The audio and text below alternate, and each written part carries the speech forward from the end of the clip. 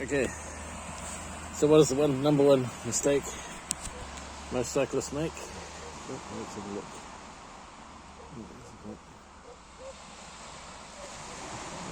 The number one mistake most cyclists, no matter who they are, make is they don't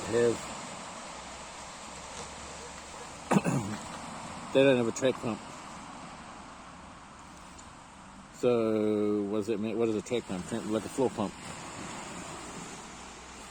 That is 100% the number one mistake a lot of cyclists make. So a lot of cyclists, what they do is they just pump the tires in the bike up until it feels hard. So these tires are pumped up to 65 psi because I have a floor pump at home. The cheapest one I've ever seen was $20, but generally about $50 or $60. You'd probably get them cheaper depending if you buy them online or in the bike shop. But you see it all the time. Cyclists ride around and you look at their tires and you see that their tires are sagging. And the mistake people make is they think that they can determine the pressure.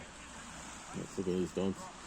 The pressure of their tires by how it feels. You can never tell. So a tire will feel pretty solid even if you're at only a low pressure like 20 or 30 psi. How many dogs you got? About 4 dogs. Another dog up the beach. And so if you have a bicycle and you don't have what's called a track or just a floor pump, if you know what I mean, with a gauge, has to have a gauge. I know this sounds absurd because a lot of experienced cyclists, like people in bike shops, someone will walk into a bike shop and they'll buy a bike and then they'll walk straight out, and the bike shop staff won't even question whether they have a floor pump. And so, this is an opportunity for the upsell. And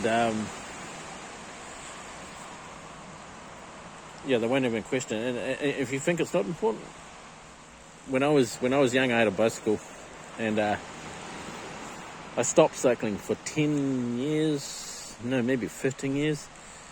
And I got fat in my 20s because I kept on getting punches, and I didn't know why. I was pumping up with hand pump. And the one phrase which drives me crazy is people say, "I'll pump the tires up at the garage." That's people who think like that let the tires go down to the point where it's obvious to anyone who's even blind that they haven't got enough pressure. So if I did a track pump when I was in my 20s, it would have changed my entire life in my 20s.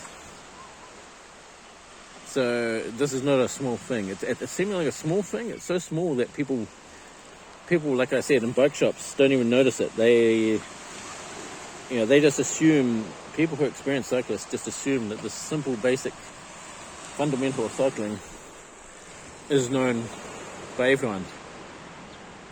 And a ton of people don't do this. They just it sounds absurdly trivial, but chances are, if you're watching this and you have a bicycle, you're in the same boat.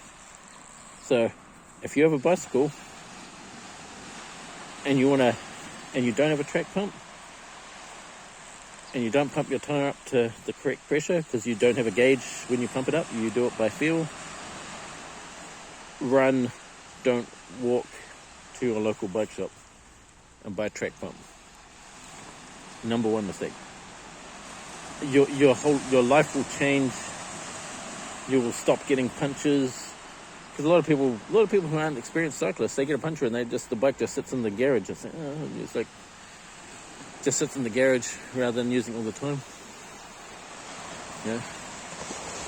you want to use a bike every day, you have to mitigate against the most common thing that will stop you riding, which is your tires getting a puncture. And most tires in the dry are pretty puncture resistant, because best explanation is why you get punctures in the wet is from a bike shop owner. He said to me once, he says he was at a rubber fabricator, and the rubber fabricator had knives in a pot of water, and he said, why have you got the knives in the pot of water? And he said, the rubber fabricator said, well, you try cutting rubber with a dry knife and see how it goes.